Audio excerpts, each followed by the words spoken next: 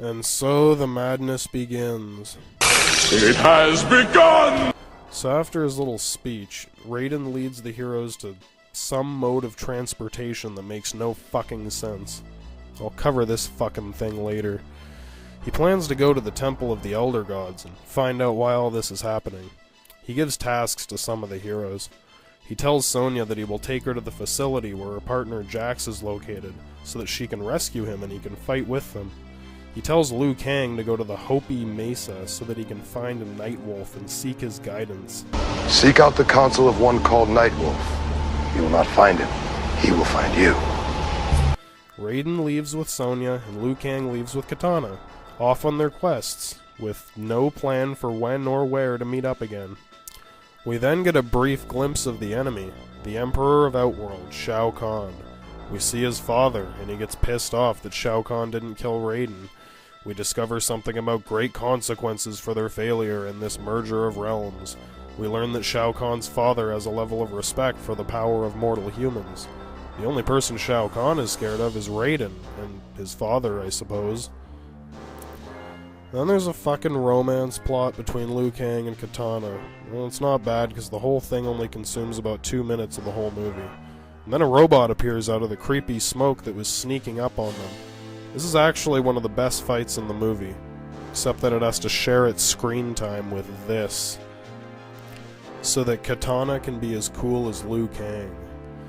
So after getting his ass kicked by a robot ninja and doing the world's greatest backflip, Liu Kang looks like he's almost given up. And then a guy who looks like Sub-Zero flies in and saves the day. I didn't know Sub-Zero could fly. We learn that it's actually Sub-Zero's little brother. Then we learn the robot ninja's name after he dies. Apparently Smoke had been reprogrammed to capture Katana, instead of hunting Sub-Zero, which he was doing before. So it makes sense that Sub-Zero would follow the assassin that was just hunting him. So why did you help us? I helped her, because legend has it the princess is the key to stopping Khan's plot. Anyway, Katana and Sub-Zero form a tenuous alliance to stop Shao Kahn. Sub-Zero agrees to help them in their quest. He makes an ice bridge, and then they get ambushed by Scorpion. Get over here! And then we get to see Scorpion and Sub-Zero duke it out. Now this is what everyone's been waiting for. This fight is pretty good considering some of the other shit in this movie, especially because it's one continuous fight, and it doesn't have to share its screen time with any other bullshit. Anyway, Scorpion kicks some ass, Sub-Zero kicks some ass, Scorpion kicks some more ass, more than Sub-Zero I guess. Then Liu Kang jumps in to help, right at the end of the fight, instead of one of those countless times he could have caught Scorpion off guard during the fight. Then Scorpion teleports behind Katana, grabs her, and teleports away with her, yelling, "Suckers!" Seriously. Anyway, Liu Kang realizes he's an idiot, and Sub-Zero reminds him of that fact, and then he vanishes. On to the next scene, where the bullshit increases exponentially. Rayden and Sonya arrive at their destination, a remote military medical research facility in Hawaii that looks like it just got attacked. Rayden tells Sonya that the more the realms merge, the more of Earth will be destroyed. He tells her to meet him at the Temple of the Elder Gods. At least he tells her how to get there, sort of. Liu Kang and Katana had to find it on their own. Is it like this everywhere? With each hour, the merger of the realms grows closer. More of the Earth will be destroyed.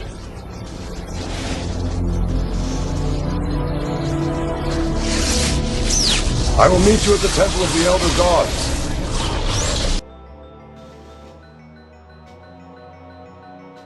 So Sonya gets into the facility and she finds her partner, Jax, asleep on an operating table. Not unconscious, but asleep. She wakes him up and sees that he's at an operation. His arms are made of metal. What the hell have you done to yourself this time? Cybernetic strength enhancers. Takes what you got and quadruples the muscle capacity. You've got a real confidence problem, do you know that? Then Outworld soldiers start dropping from the sky onto the facility. Sonya tells Jax that the facility is about to be trashed by an extermination squad. Everybody split. The whole facility's going to be trashed by an extermination squad. Extermination squad? What you mean extermination squad? Really? About to be trashed? It kind of looked like it already was. Anyway, Jax seems to have no idea what's happening, so he must have been sleeping since before the movie started. So Jax busts out of the restraints with his new metal arms, and then as they're getting ready to leave, a door explodes. Standing behind it is another robot ninja. Looks just like the last one, but its armor is yellow and plastic instead of plain metal. Seems to be armed with a lot of explosives too, because it's blowing shit up. And the robot makes a dramatic entrance down the hall of fire. Then he smashes all the windows, using some technique or weapon that I still can't really figure out. It kinda looks like his dreadlock cords flying out and then coming back in, but it's really hard to tell.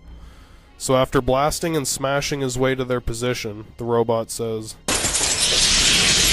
Death is the only way out. Major Briggs, Sonya Blade, Shao Kahn will be pleased. Shao, what? and then a door opens up behind them and a bunch of soldiers start running at them. I'll take homeboy. Oh, that's right. This movie was made in the 90s, so they had to make Jax the token black guy. I'll take homeboy. The main reason I say this is because that yellow plastic robot ninja is the only other black guy in this movie. Of course, they don't tell you that. I'll take homeboy. This black-on-black violence has to stop. I mean, I guess it's okay if it's black and yellow. I know I've already carried on for over an hour about the characters, but is it just me, or does Jax seem different than he did before? Yeah, now what? I mean, you know, he just seemed different in the first movie. Nothing says that creep at the club wasn't lying his ass off. Kano could be 1,000 miles from here by now. I'll take homeboy. Hey, Sonya! Yeah, now what? So, what happened between then and now? Did Jax take a trip to Compton before getting his operation? Yeah, now that's what I'm talking about. I'll take homeboy. And then there's a big rumble. For some reason, Jax tries reasoning with the crazy robot. Yo, I take it this ain't something we can talk about. Guess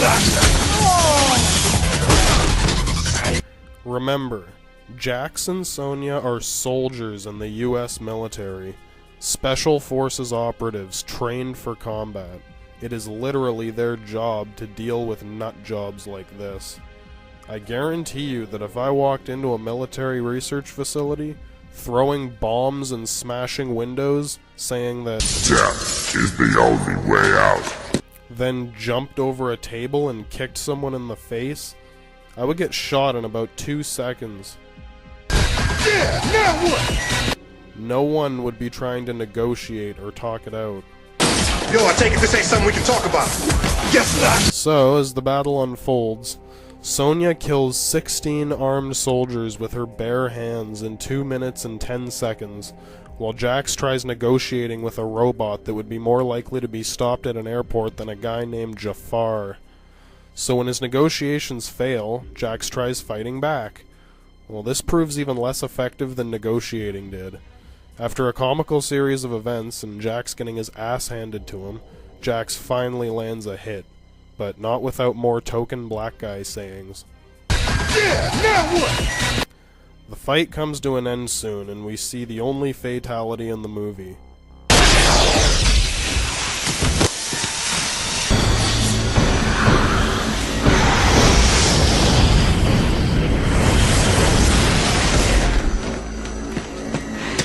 Damn, you barbecued his ass. Hey Jax, if you were really interested in diplomacy, this would have been a much better time to try negotiating, when he's on his knees in defeat, not ninja kicking you in the face. Yo, I take it this ain't something we can talk about.